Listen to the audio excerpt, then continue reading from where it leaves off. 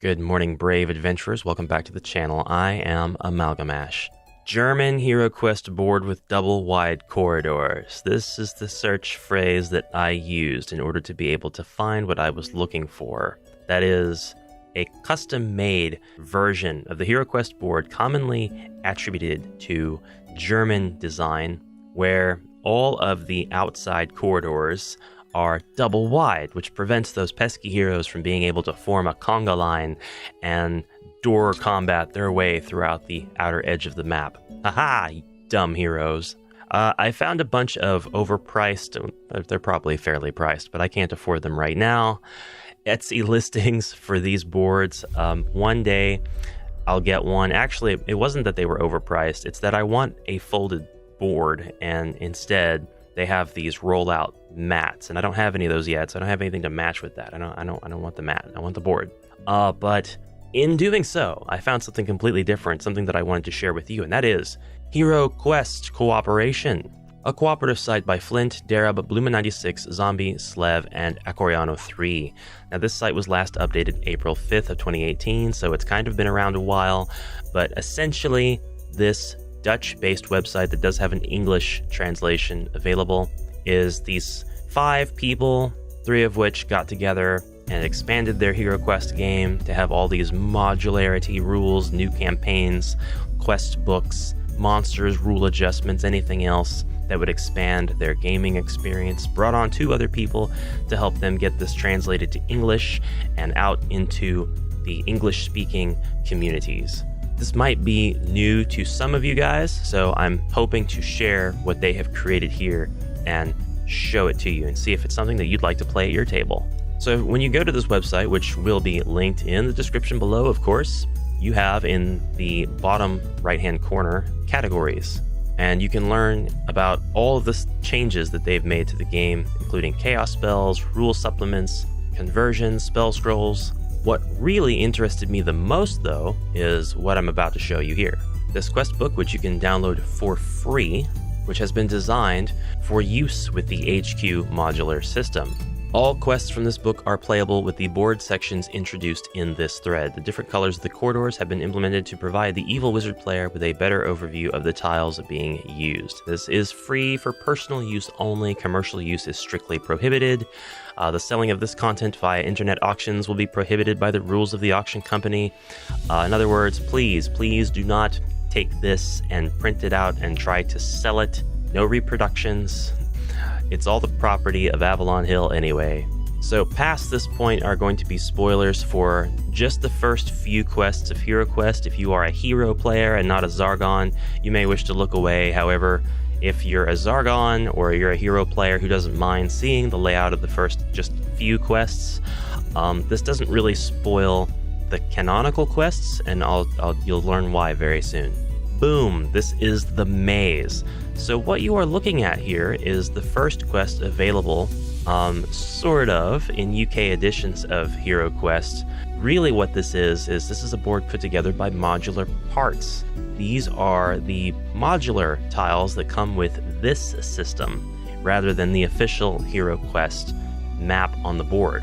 And what they have endeavored to complete here are all of the 14 original campaign scenarios, plus this UK exclusive The Maze scenario, for a total of 15 scenarios, and they've converted them to their modular tile system. So if you wanted to use their modular tile system, you could use this book to replace your regular book, and you would be able to build all of these out and play a pretty close approximation of the game of HeroQuest in a new way. The maze is not really well known, and it's not super familiar to me. It looks like it's a pretty easy one, so we'll just go on down to the trial. Actually, the trial is way far down the line. It's like 3rd from the last in this particular quest book, which I think is pretty hilarious. But I scrolled down to it anyway. If you're familiar with the trial because you've ran it 100 billion times like I am, you will be very, very pleased to see this configuration. This is a very exciting reorganization of the trial. So we still have where you're gonna have to fight an orc and a goblin to get to the trial room. But then once you get into the trial room, you've got all of the monsters there that you would, and everything else is basically optional branches of the quest. So the skirmish difficulty remains the exact same. Something I should have said before I started this video is that this is based on the UK version of the quest book, which has subtle differences from the US version. The main one being what kinds of monsters are on the board. The US version has much beefier monsters. The UK version has monsters all with one hit point. They all have one body point no matter what they are. So the challenge therein lies in strictly being able to defeat their attack and defense rolls. So when you reach the trial room, instead of having orcs, you've got 2 chaos warriors, a Famir and a gargoyle. Now, if you can best them in combat, they only take 1 hit each to knock down. And then that's it. You've vanquished those monsters forever. Whereas in the US version, it's a lot more challenging because of the increase in BP. But this is still a really amazing interpretation of the trial, so I love it. We still have our weapons rack room that has the Famir and the Goblin right next to the room where there are 2 orcs, and the configuration and layout of those rooms are the exact same as they would have been in the UK version of the book. I guess I should say the European version of the book. Here's the room that I always die in with the 2 Chaos Warriors. The European version has an additional Famir in this room instead of a treasure chest. The US version of this room just has the 2 Chaos Warriors. If it had an additional Famir at the US body point rate, it would just be a murder room. There would be no surviving it. Then you've got your Goblin and Undead branch.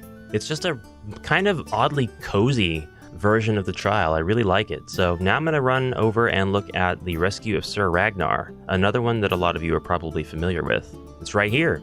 And it looks like it operates a little bit differently. This time around, you're able to cut over and up and immediately rescue Sir Ragnar if you knew where he was. But of course you won't if you're playing this for the first time with this new modular tile system. This becomes a lot more interesting, and it can actually send you on a circuit of doing nothing but discovering all of these monsters on your way to trying to find Sir Ragnar. You might actually, just like in the original version, take out every single monster before you ever do find him. He's tucked away in this little secret door being guarded by a Famir. And of course, the quest notes don't have a lot of changes. We still have the treasure chest with the trap and poison needle. We still have the 50 gold coins and potion of healing in the chest. And when Sir Ragnar is found, all the monsters are placed on the board due to the alarm that is sounded. So a lovely, lovely version of the Rescue of Sir Ragnar. This one's really cool, and it really makes me think about obtaining these modular tiles for use with my own system so that I can play a couple of these remixed versions of these quests with updated US rules. At the very least, I really want to download, or rather print, this quest book. It's already downloaded. We're looking at it right now.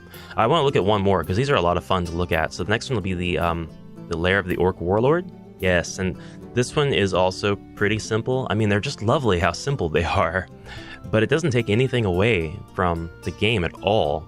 It just makes it more fascinating. Your next room has still got your 2 goblins and your table, and then you've got your fireplace in the room after, and plenty of opportunity to search for treasure and get a bunch of wandering monster attacks. And then, right over here, your 4 rooms that are just full of greenskins and orcs.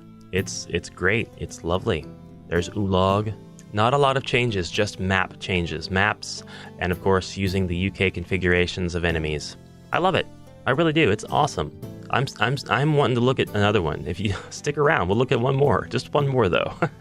Okay, Prince Magnus's Gold.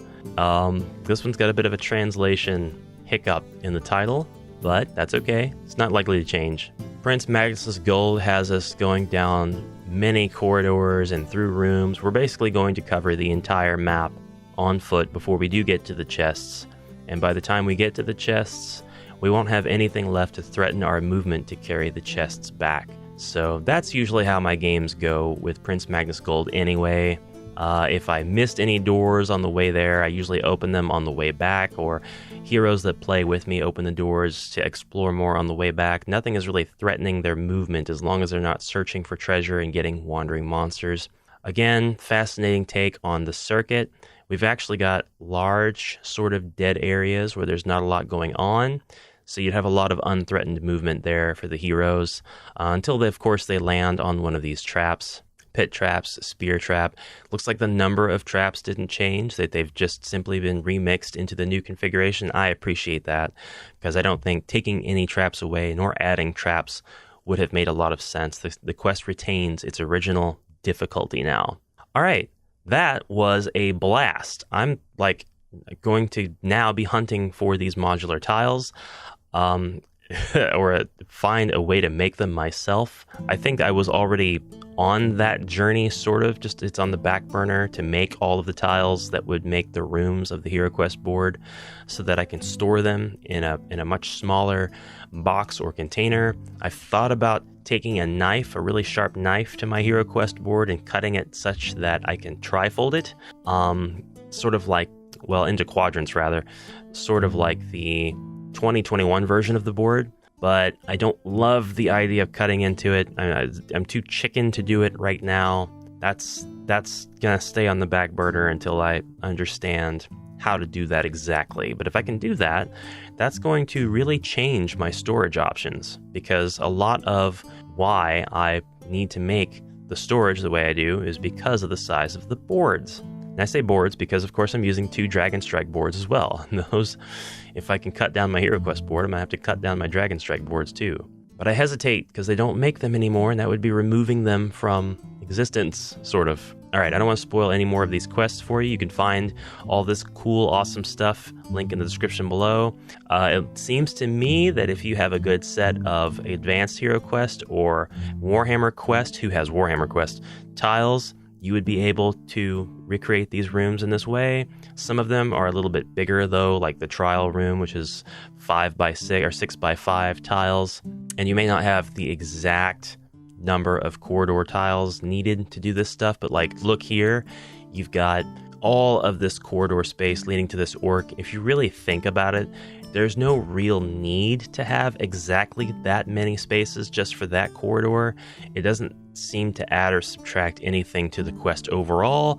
You could just put a 2x3 or a 3x4 or whatever you decided to do, whatever arbitrary number corridor or even room, and throw the orc in there. I guess the only sort of difference between it being a corridor and a room per se would be the ability to search for treasures in that room. So that might be one of the things that they look at when they make these conversions, and it's not something that I thought to look at myself. So yeah, the corridors are probably there to symbolize the rooms that were not available in the quests. They only have the amount of rooms that were available in the original quest, so you can search for treasure that number of times. They keep the difficulty the exact same. But still, you could just replace all of this with one corridor or one small room and call it a corridor, or whatever you want to do.